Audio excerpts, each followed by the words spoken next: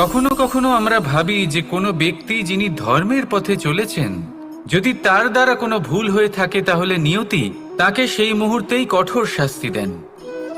কিন্তু সেই সব মানুষ যারা সংসারের সবথেকে বড় অধর্মী, বহু নিকৃষ্ট মানের কাজ করেন, তাদের নিয়তি অনেক সুযোগ দেন। তাদের নিয়তি এরকম কঠোর প্রহার করেন না। এই ভাবনা কখনো না কখনো মনে আসেই। ভেবে দেখুন কেন। আসলে জীবনকে বেশিরভাগ মানুষ একভাবেই দেখে থাকেন, বিভিন্ন স্তরে একে দেখা উচিত। এবার আপনি বলুন, এই সংসারে কোনো অধর্মী কখনো প্রেরণার উৎস হতে পারেন? কখনোই নয়। যে মানুষ নিজের আত্মাকে মলিন করে ফেলেছেন, তিনি এই সংসারকে কিভাবে প্রেরণা যোগাবেন? উনি নিজেই বুঝতে পারেন না কোনটা করা উচিত, ধর্ম কোনটা। তাই নিয়তি তাকে একটা সুযোগ দেন, এটা বোঝার সুযোগ দেন যে কোনটা উচিত, কোনটা ধর্ম। সুযোগ দেন নিজের বিবেক জাগিয়ে তোলার, তাকে সুযোগ দেন নিজের অন্তরাত্মার ডাক শোনার। যখন তাতেও কাজ হয় না, তখন নিয়তির কাছে একটাই পথ বাকি থাকে, আর তা হলো মহাবিনাশ। মহাবিনাশ হয়তো দেরিতেই আসতে পারে, কিন্তু তা অবশ্যই আসবে। আর যখন মহাবিনাশ আসে, তখন মহাবিনাশের যন্ত্রণা সমগ্র মানব জীবনের যন্ত্রণার থেকে অনেক বেশি হয়। এই কথাটা সবসময় মনে রাখবেন।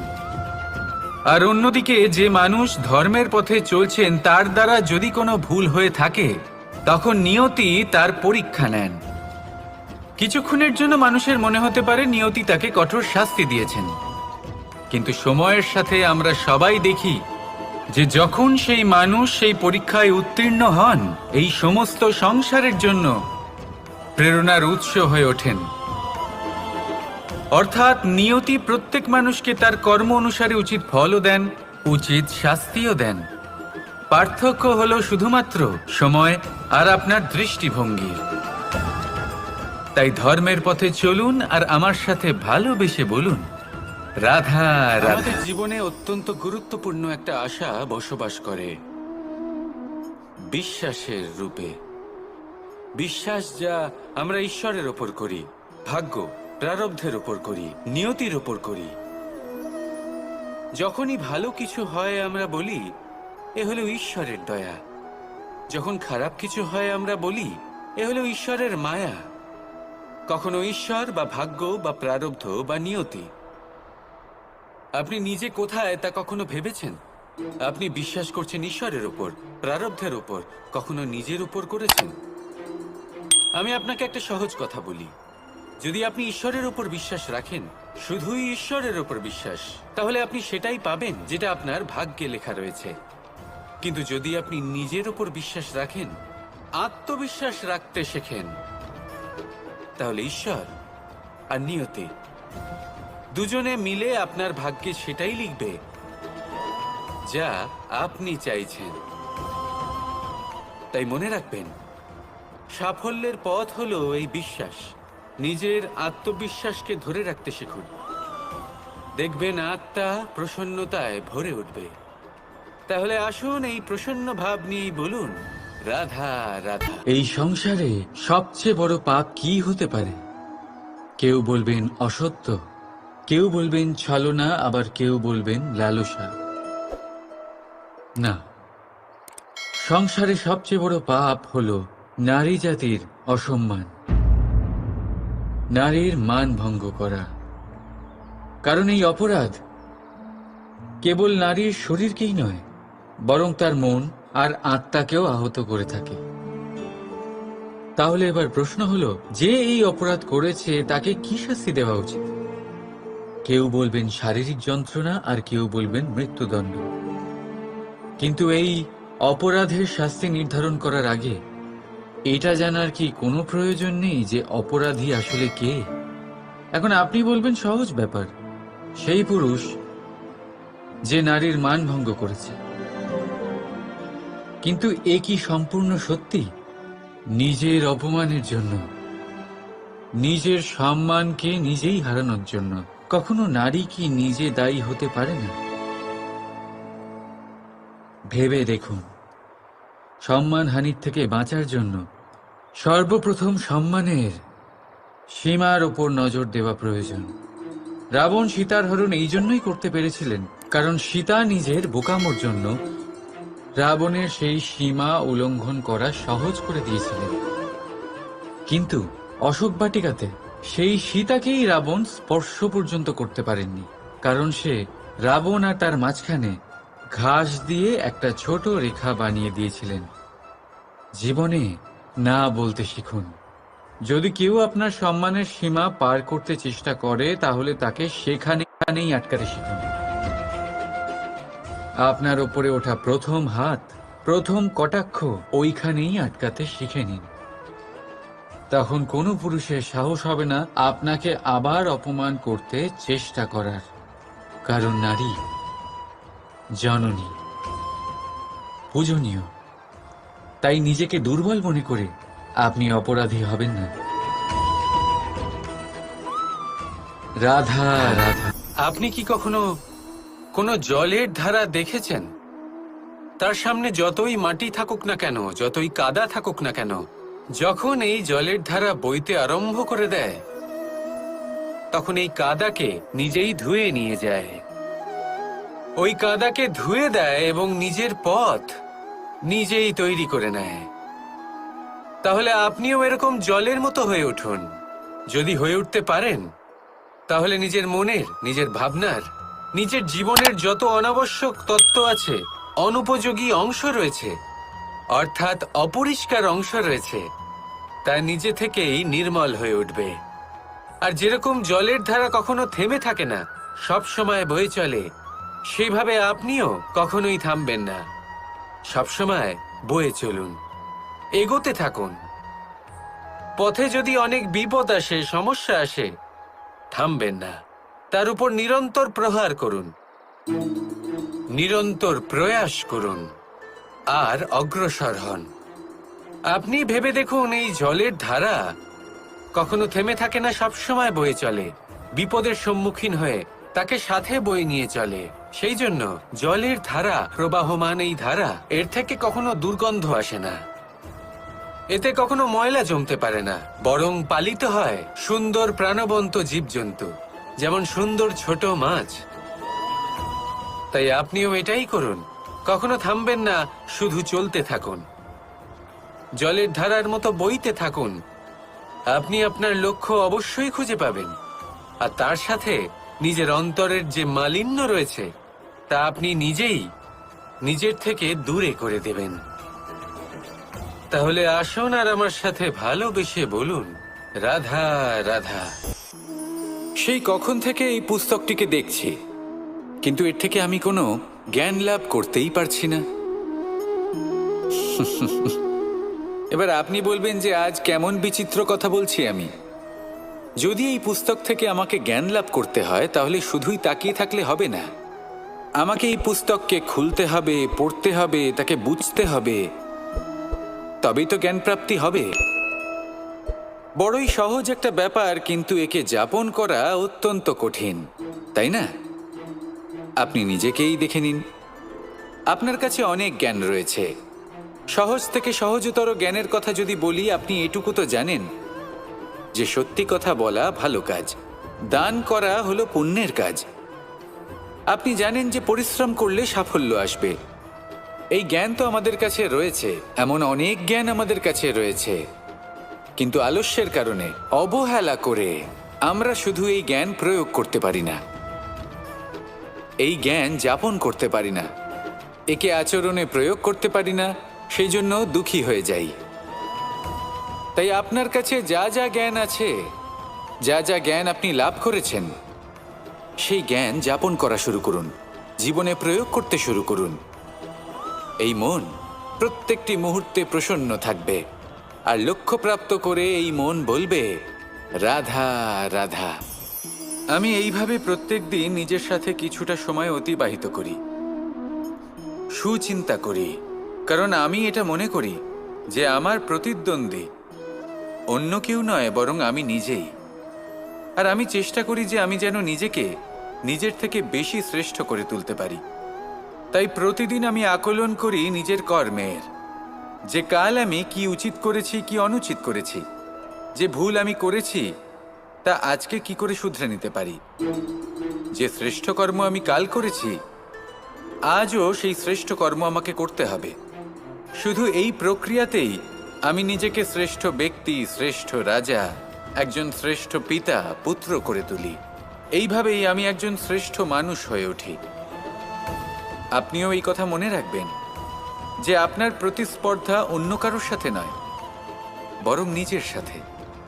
তাই নিজের কর্মের আকলন করুন, নিজের মধ্যে যে দোষ আছে তা ত্যাগ করুন, নিজেকে শুধরে ফেলুন। এই মন সবসময় সুপ্রসন্ন থাকবে এবং লক্ষ্য প্রাপ্ত করে বলবে, রাধা রাধা। সকলে আমাকে জিজ্ঞেস করেন যে কৃষ্ণ, তুমি সবসময় হাসি মুখে কি করে থাকো, এত প্রসন্ন কি করে থাকো তুমি? এই সমগ্র সংসারে চতুর্দিকে সমস্যা রয়েছে, দুঃখ রয়েছে, তাও হাসি মুখে কি করে থাকো? সত্যি কথাই বটে, এই সংসারে চারিদিকেই দুঃখ রয়েছে, প্রত্যেকের জীবনে সমস্যা রয়েছে। কৃষ্ণের জীবনে একটু বেশি সমস্যা রয়েছে, তাও আমি হাসতে থাকি। কেন? কারণ হলো প্রেম। আমার সমস্ত মনোযোগ কেন্দ্রীভূত থাকে সেই প্রেমের প্রতি যা আমি পেয়ে থাকি। যেমন রাধার প্রেম, দ্বারকার প্রেম, দাদার প্রেম, স্ত্রীর প্রেম, পুত্রের প্রেম, মাতা পিতার প্রেম আদি ইত্যাদি। আমার মনোযোগ এই প্রেমের প্রতি কেন্দ্রীভূত থাকে। আর যখনই আমি এই প্রেমের কথা স্মরণ করি, মুখে দুশ্চিন্তা অথবা দুঃখের আবেগ দেখা অসম্ভব ব্যাপার। শুধু এটাই হলো রহস্য কৃষ্ণের হাসি মুখে থাকার, তার হাসির রহস্য। আপনিও জীবনে এটাই করুন। আপনি জীবনে যে ভালোবাসা পেয়েছেন তার প্রতি মনোনিবেশ করুন। ধন্যবাদ জানান সেই প্রেমকে, ধন্যবাদ জানান সেই সকল ছোট ছোট বস্তুকে যা আপনি জীবনে পেয়েছেন। আমি নিশ্চিত রূপে বলতে পারি যে আপনার সমস্ত জীবন বদলে যাবে। সংকল্প করুন যে আপনি এই জীবনে শুধু প্রেম বিতরণ করবেন। এই মন জীবনের প্রত্যেক মুহূর্তে প্রসন্ন থাকবে আর আনন্দ সহকারে বলবে, রাধা রাধা। কখনো কোনো বৃক্ষকে দেখেছেন? এই ধরিত্রী থেকে ততটুকুই জল নেয় যতটুকু তার প্রয়োজন। কোনো প্রাণীকে দেখুন, এই প্রকৃতি থেকে ততটুকুই খাবার গ্রহণ করবে যতটুকু তার খিদে রয়েছে। খিদে মিটে গেলে আর খাবে না। এবার মনুষ্যকে দেখুন, সে নিজের জীবনে যা কিছু পেয়েছে, বস্তু, ধন, খাবার, শক্তি, প্রয়োজনের থেকে অনেক বেশি লাভ করার চেষ্টা করে থাকে। প্রয়োজনের থেকে বেশি যদি পেয়েও যায় তাহলেও তার কম মনে হয়। এবার এরকম ঠিক কেন হয়? এর পিছনের কারণ কি? কারণ হলো লোভ। লোভের আগুন কিছু এমন হয়, যদি মানুষের মনে একবার প্রজ্বলিত হয় তাহলে শুধু বাড়তেই থাকে।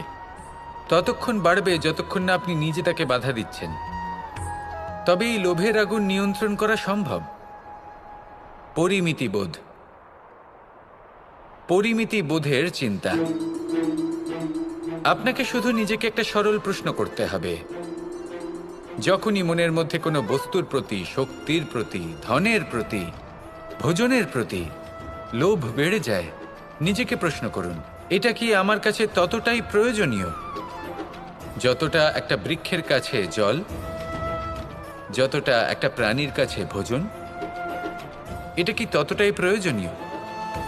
যদি উত্তর না হয় তাহলে নিজেকে সেখানেই বাধা দিন। সেই ভাবনা সেখানেই ত্যাগ করুন, কারণ সেটাই হলো লোভ। ঠিক এইভাবেই প্রয়োজনীয়তার চিন্তা করে আস্তে আস্তে এই মন নির্লোভ হয়ে উঠবে। আর এই মন প্রসন্ন হয়ে বলবে, রাধা রাধা।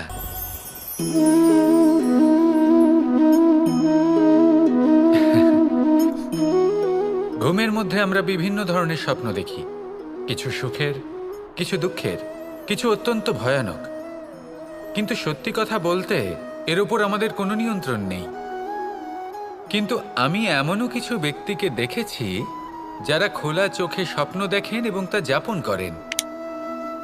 নিজেদের একটা আলাদা স্বপ্নের নগরী আছে ওনাদের। সেখানেই জীবনযাপন করেন। আসল বাস্তবটা কি তাতে ওনাদের কিছুই যায় আসে না। এমন কিছু মানুষ আছেন যাদের কাছে বিন্দুমাত্র জ্ঞান নেই, সে না হয় ঠিক আছে, কিন্তু জ্ঞান এমনভাবে প্রদান করবেন যে মনে হবে সংসারের সমস্ত জ্ঞান তাদের কাছেই রয়েছে। এমন কিছু মানুষ আছেন যারা ভালোবাসতে জানেন না, আর তাও আমি মেনে নিলাম, কিন্তু কথা এমনভাবে বলবেন তাতে মনে হবে যেন প্রেমের বিষয়ে সবকিছু শুধুমাত্র ইনিই জানেন। এবার আমি এমন কথা অবশ্যই বলছি না যে আপনি এরকম করেন, কিন্তু যদি কোনো ব্যক্তি এরকম করেন তাহলে তার এটা মাথায় রাখা উচিত যে সেই ব্যক্তি অন্য কারোর সাথে নয়, নিজের সাথে অনুচিত করছেন। কারণ এমন কাজ করে উনি নিজের দোষ, নিজের অপগুণ সংসারের কাছে নয়, নিজের কাছে লুকোচ্ছেন। আপনি যদি নিজেকে বুঝতে না পারেন, সম্পূর্ণরূপে নিজেকে আকলন না করেন, নিজের অপগুণ, নিজের দোষ পূর্ণরূপে না বুঝতে পারেন, তাহলে এটা কি করে বুঝবেন যে নিজেকে কিভাবে শুধরে নিতে হবে? আপনাকে নিজের সত্য স্বীকার করতেই হবে, তারপরেই আপনি নিজেকে পরিবর্তন করতে পারবেন। তাহলে স্বপ্নে নয়, বাস্তবে বাঁচুন, আনন্দে বাঁচুন, আর আমার সাথে ভালোবেসে বলুন রাধা রাধা। মানুষের জীবন দেখলে এতে সংকটও আসবে, বিপদও আসবে, অনেক সমস্যাও আসবে। কখনো কখনো এমন সময় আসবে যখন আমাদের আপনজনের থেকে সাহায্য চাইতে হয়। আমরা সাহায্য চাই আর তারা সাহায্য করেও দেন, আমাদের সংকট থেকে মুক্তও করে দেন। কিন্তু যখন এই সময় বদলে যায়, যখন সুখের সময় আমাদের জীবনে আসে, তখন আমাদের মনে একটা অহংবোধ জেগে ওঠে। মনে হয় উপকার আবার কি, সেই ব্যক্তি সাহায্য করেছিলেন তাতে কি, উনি তো নিজের কর্তব্য পালন করছিলেন। সেই ব্যক্তি আমাদের ধন দিয়েছিলেন যখন প্রয়োজন ছিল, তো আমরা সেই ধন তো ফিরিয়ে দিয়েছি, উপকার কিসের? এই ভাবনা অনুচিত। যদি কোনো ব্যক্তি আপনাকে সাহায্য করে থাকে যখন কেউ করেনি, যখন আপনার সবথেকে বেশি প্রয়োজন ছিল, সেই সাহায্য অমূল্য, আর সেটা উপকারী বটে। যদি কেউ উপকার করেন তাহলে বিনম্র চিত্তে ভালোবেসে আজীবন তার উপকারের প্রতি কৃতজ্ঞ থাকুন। কারণ সত্যি কথা বলতে এই সংসারে উপকার করার মতো ব্যক্তি খুব কম রয়েছেন, আর উপকারের কথা মনে রাখেন এমন কৃতজ্ঞ ব্যক্তি আরও কম। সেই জন্য জীবনে কৃতজ্ঞ থাকুন আর আমার সাথে ভালোবেসে বলুন রাধা রাধা। কথায় আছে অন্ধকারে প্রদীপ প্রজ্বলিত করলে চতুর্দিক আলোকিত হয়, কিন্তু যদি এই প্রদীপ আমি সূর্যের আলোর সম্মুখে সকালবেলায় প্রজ্বলিত করে রেখে দিই, তাহলে কি হবে? আপনি বলবেন যে এটা করে তো কোনো লাভই হলো না, সূর্যের প্রকাশের সামনে এই প্রদীপ আসলে কিছুই নয়। এবার এই চিন্তা ভাবনা প্রত্যেক দিন করতে হবে, আর একটা অমূল্য শিক্ষা পেতে হবে। মনে করুন যে আপনি মহাপুরুষের সামনে বসে আছেন, কোনো মহাজ্ঞানীর সামনে, তাহলে সেই ব্যক্তির সামনে নিজের জ্ঞানের প্রদীপ প্রজ্বলিত করবেন না, নীরব থাকুন, আর সেই ব্যক্তির সূর্যের প্রকাশের মতো জ্ঞান প্রাপ্ত করুন। যতটা পারবেন জ্ঞান লাভ করুন। যদি এমন কোনো সময়, এমন কোনো স্থানে আপনি আছেন যেখানে চতুর্দিক অন্ধকার, কারোর কাছেই জ্ঞান নেই, সেখানে নিজের জ্ঞানের প্রদীপ প্রজ্বলিত করুন। এমন করলে দুদিক থেকেই আপনার লাভ হবে, আপনার জ্ঞান প্রাপ্তিও হবে, আর জ্ঞানের সঠিক প্রয়োগও করতে পারবেন।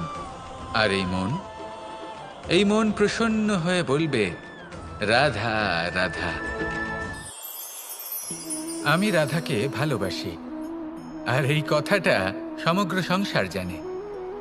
আর সময় অন্তরে লীলার দ্বারা, বিভিন্ন ঘটনা দ্বারা, কর্মের দ্বারা আমি নিজের এই ভালোবাসা রাধার সামনে প্রকাশ করি। এবার আপনি বলবেন এসবের কি প্রয়োজন? রাধা কি এই কথা জানে না যে কৃষ্ণ তাকে কতটা ভালোবাসে? অবশ্যই জানে, কিন্তু এই যে ভালোবাসা, তা মনে রেখে দেওয়ার জন্য নয়, তা প্রকাশ করার জন্য। আর বারংবার এই ভালোবাসাকে প্রকাশ করা উচিত, উচিত সময় এবং উচিত সুযোগ দেখে। কিরকম? এবার যদি আপনি প্রেমীর সাথে কোনো উৎসবে থাকেন তাহলে তার সাথে নৃত্য সঙ্গীত করুন। যদি ভিড়ের মাঝে থাকেন তখন প্রেমীকে সম্মান করুন, একান্তে প্রসাধন করুন। দুঃখের সময় তার হাত ধরে থাকুন, সুখের সময় আলিঙ্গন করে রাখুন। এই প্রেম যত প্রকাশ করবেন ততই এই প্রেমের বৃদ্ধি হবে। এই প্রেম আরও বেশি গভীর হবে, অটুট হবে। তাই এই প্রেমকে মনে নয়, আপনার জীবনে স্থান দিন। মন খুলে প্রকাশ করুন আর আমার সাথে ভালোবেসে বলুন, রাধা রাধা। এবার ধরুন আমাকে দ্বারকা থেকে হস্তিনাপুর যেতে হবে, আর পথে আমি প্রত্যেকটা এমন স্থানে দাঁড়াচ্ছি যেখানে আমার মন আপ্লুত করার মতো কোনো দৃশ্য দেখতে পাচ্ছি, বা কোনো ব্যক্তিকে দেখতে পাচ্ছি, বা কোনো প্রসঙ্গ দেখতে পাচ্ছি, বা কোনো নাটক দেখতে পাচ্ছি। তাহলে কি আমি কখনো হস্তিনাপুরে উচিত সময়ে পৌঁছতে পারবো? কখনোই নয়। মানুষকেও ঠিক এই কথাটাই মাথায় রাখতে হবে।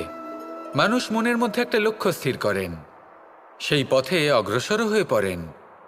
এবার সেই পথে এগোতে এগোতে অনেক মানুষজন, অনেক ঘটনা, অনেক সমস্যা চলে আসে, যার ফলে তার মন বিচলিত হয়ে পড়ে। যদি মন বিচলিত হয়ে যায় তাহলে লক্ষ্যের প্রতি কিভাবে একাগ্রচিত্ত হবেন? সেই জন্য অত্যন্ত আবশ্যক যে আপনি সময়ের সদ্ব্যবহার করুন সেই পথে চলার জন্য। সেই পথে সামনে এগোতে থাকুন, চোখ থাকবে শুধু লক্ষ্যের দিকে। যখনই আপনি বুঝবেন যে আপনি লক্ষ্যভ্রষ্ট হচ্ছেন, আবার সেই পথে নিজেকে টেনে আনুন। ঠিক এইভাবেই এগোতে থাকুন, সাফল্যের শিখরে গিয়ে পৌঁছন, আর সেখানে গিয়ে আনন্দের সাথে উচ্চ স্বরে বলুন, রাধা রাধা। কি অমূল্য, কি সুন্দর এই রত্ন। এবার ভেবে দেখুন, যদি আমি এই রত্নকে ব্যবহার করি আখরোট ভাঙার জন্য, তাহলে কি হবে? বা ভেবে দেখুন, এই রত্ন নিয়ে আমি যদি বন্ধুদের সাথে খেলা করতে শুরু করে দিই, তাহলে কি হবে?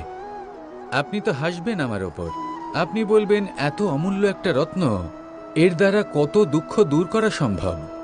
এই মূল্যবান রত্নের আমি অপব্যবহার করছি। একদম ঠিক বলেছেন, আমি মেনে নিচ্ছি। মূল্যবান বস্তুর অপব্যবহার করা অনুচিত। কিন্তু আপনিও তো তাই করছেন, তাই না?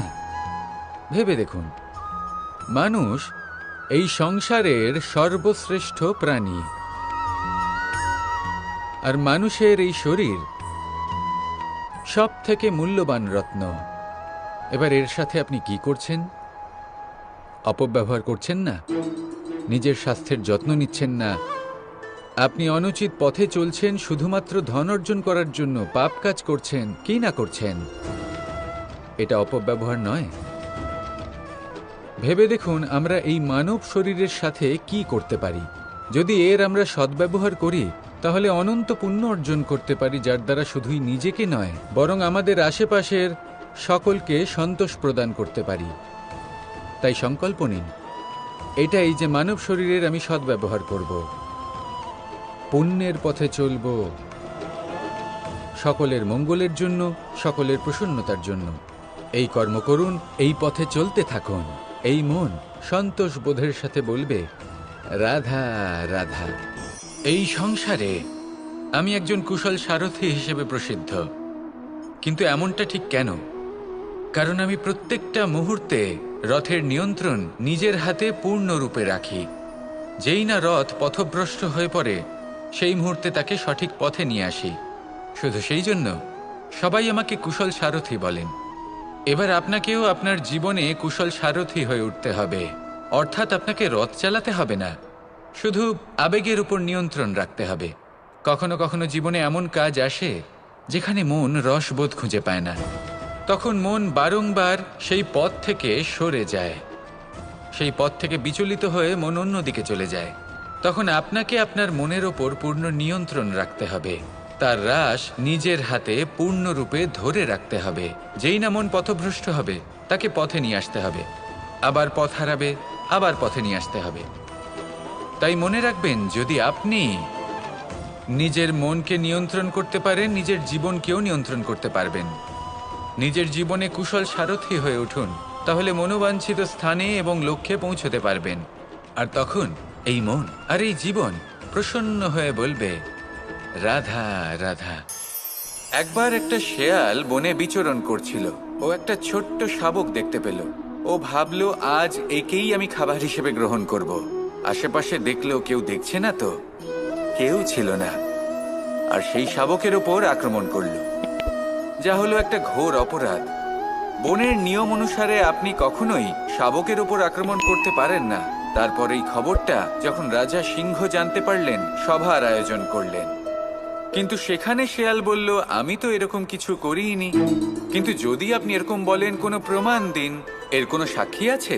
তখন রাজা সিংহ পেঁচাকে ডেকে পাঠালেন, যে সেই মুহূর্তে বৃক্ষের শাখার ওপর বসেছিল, সে সব কিছু দেখেছিল। পেঁচা সব সত্যি কথা বলল, আর শেয়ালকে মৃত্যুদণ্ড দেয়া হলো। এবার এই কাহিনী আমি আপনাকে কেন শোনালাম? কারণ মানুষও কখনো কখনো এরকম কর্ম করেন যা শিয়াল করেছে। এটা ভাবেন কেউ দেখছে না, যখন আমি অনুচিত কর্ম করতেই পারি। কিন্তু না, আপনি যাই করুন না কেন, কেউ না কেউ অবশ্যই তা দেখছে। কোনো ব্যক্তি না হলেও কোনো প্রাণী, না হলে কোনো যক্ষ বা দেব বা প্রেত।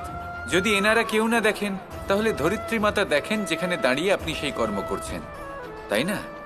তাই একটা কথা সবসময় মনে রাখবেন, কে দেখছেন কে দেখছেন না সেই বিষয়ে ভাবা ছেড়ে দিন। এটা খুব সহজ কথা। আপনি যদি উচিত কর্ম করেন, উচিত ফল পাবেন। যদি অনুচিত কর্ম করেন, তাহলে আপনি অনুচিত ফল অবশ্যই পাবেন। সেই জন্য উচিত পথে চলতে থাকুন, উচিত কর্ম করতে থাকুন, আর আমার সাথে ভালোবেসে বলুন, রাধা রাধা।